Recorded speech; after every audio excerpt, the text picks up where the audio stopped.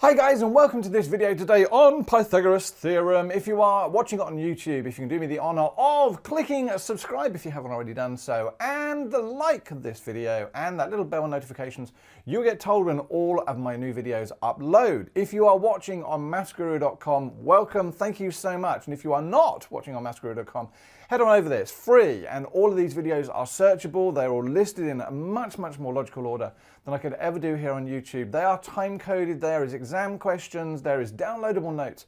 There is so much more for you to actually experience. But let's get into this now. So Pythagoras Theorem, you have been doing this since you were practically in nappies. Maybe not that early, because that would be awesomely weird, but you've done Pythag, and by the end of this video, we're just going to recap what Pythag is, know that it applies to right angle triangles, know that it helps us find missing side lengths when we've got two sides, and also know what Pythagorean triads are, and not the scary ones that are in organized crime. Now, we've been dealing with this further maths video with all sorts of things like parallel lines and triangles and polygons, and we're just going to keep powering through all of this pre-knowledge, so when we get to things a little bit later in the course, you will absolutely ace this stuff. But let's recap Pythagoras Theorem using a diagram. Now, I don't know about you, but lots of people go, well, okay, Pythagoras Theorem is c squared equals a squared plus b squared. Just remember the formula and deal with it. But do they ever really explain where it came from? Now, you may be sitting there going, well, I don't really care. Fair enough. There are time codes below. If you want to, you can skip this section of the video.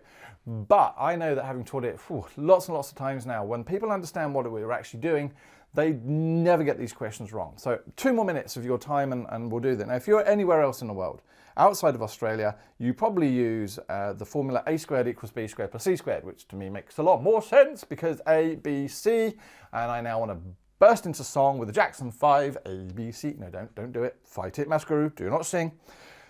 But obviously, knowing where this formula comes from is maybe not really relevant. Who knows? I'm going to have a go, though, hopefully making it relevant to you. So we need to look at the following three squares. There is one square, there is a slightly bigger square, and there is, theoretically speaking, a much bigger square. Now, we don't currently know they are squares, so I'm going to put these little marks on the side. One little mark there, 2 little marks here, and 3 little marks here. Yeah. And that now tells me that these shapes, although they don't look like it, are in fact squares. And what do I need?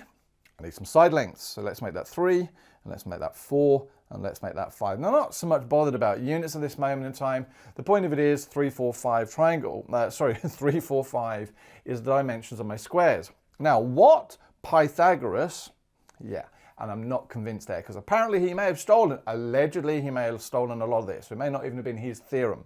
But let's say Pythagoras realized that for certain squares, when you put them together in a particular order, what you found was their points joined to make a right angle triangle. Now, to us that seems fairly obvious, but can you imagine sitting around one day just playing with squares and putting all this together and finding this rule? Now, so what it said was, and I'm going to draw the triangle first. They said, well, if you put one square here and another square here, and generally these were the two smaller squares, and the much larger square here, that what you found was that this triangle here was in fact right angled. Now, has that got anything to do with Pythagoras' theorem? Okay, right. Well, let's at the moment think, so what did we say? This was 3, this was 4, and that was 5. So all of these sides were 5, and that was 4 and 4 and 4 and 3 and 3 and 3 and 5 and 5. Now, generally speaking, when we see squares, we're always interested in 2 things, yes? Area and perimeter. Well, what we're going to do is we're actually going to look at the areas of each of those squares. So